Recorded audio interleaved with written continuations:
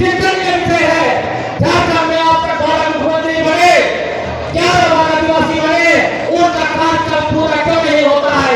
एक आदिवासी का कार्यकाल पूरा हुआ, यह इसलिए हुआ कि जो पूंजीवादी शक्ति है, ब्राह्मणवादी शक्ति है, उसको लगता है कि झारखंड का मुख्यमंत्री आदिवासी होगा तो यहाँ का जल जंगल जमीन खनिज संपदा और आदिवासी अस्मिता को मिटने नहीं देगा, मिटाने नहीं देगा। इसलिए ये ऐसे करते हैं। ये बहुत बड़ी साजिश है जिसको आपको समझना पड़ेगा साथियों। तीसरी बात मैं ये कहना चाहता हूँ, आदिवासी एकता को तोड़ने के लिए हम लोगों को कुल्हाड़ी पकड़ा जाता है। उस कुल्हाड़ी का नाम कभी धर्मचंद के रूप में आता है, कभी हरिचंद के रूप में आता है, कभी केसरी के रूप में आता है। आपको मैं बताना चाहता हूँ, जो लोग हमें कहते हैं आरक्षण का लाभ ये ले रहा है, वो ले रहा है, वो ऐसी शक्ति है जो आरक्षण को देश से खत्म करना चाहता है और दूसरी तरफ आरक्षण के नाम से हम लोगों को आपस में लड़ाना चाहता है। सचेत हो जाइए। लिस्टिंग होता है, आपको मैं बताना चाहता हूँ, जब लिस्टिंग का आधार धर्म नहीं है तो लिस्टिंग का आधार भी धर्म नहीं होगा।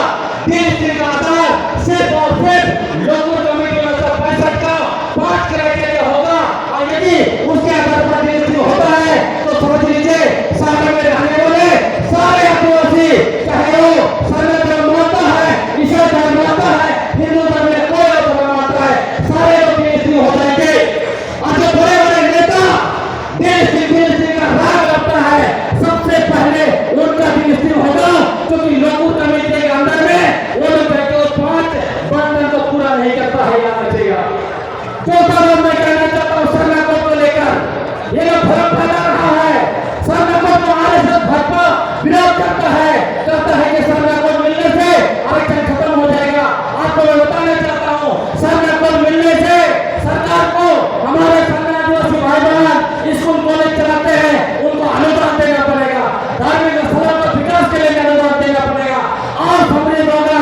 ये इसलिए से भ्रम फैलाते हैं ताकि सरकार ईसाई का लड़ाई चलते रहेगा और उनको वोट मिलता रहेगा।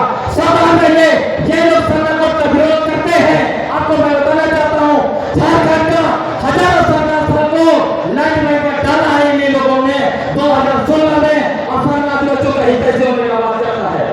मैं आखिरी बात ये कहकर खत्म करना चाहता हूँ, ये बताना चाहता हूँ, आप जो है हमें असली नकली का लड़ाई लोग लड़ा रहा है। याद रखिए, असली और नकली का लड़ाई लड़िएगा।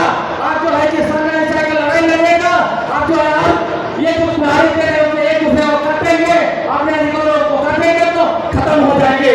मैं बताना चाहता हूँ ये संघियों को, भाजपा वालों को, आरएसएस को मैं बताना चाहता हूँ, हमारा पूरे भारत में 65,000 साल पहले से आया, 65,000 से हमारे लोग यहाँ रहते हैं। आपका पूरा आने लोग 4,000 पहले यहाँ आया, आप कैसे ही देश का असली निवासी हो गए। भारत आदिवासी राष्ट्र है और वो लोग चाहते हैं जिस दिन आदिवासी शब्द को खत्म कर देगा उस दिन आदिवासी का दावा खत्म हो जाएगा। इसलिए हमारे ऊपर वनवासी सब थोपता है। आपको मैं बताना चाहता हूँ, जिस तरह से आज तक के इंटर सुरेश चौधरी ने देश के 12 करोड़ आदिवासियों को बेइज्जत किया है, अपमानित किया है, आरएसएस और संघ परिवार भी हम लोगों को वनवासी यानी जंगली बोलकर अपमानित करता है।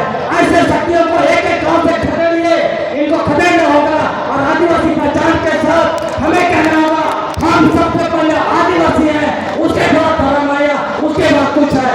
हम आदिवासी हैं, ये धरती जो मालिक है, भारत देश का मालिक है, यहाँ का एक एक मिट्टी, एक एक जमीन, एक एक जंगल, यहाँ का एक एक पानी का मालिक आदिवासी है।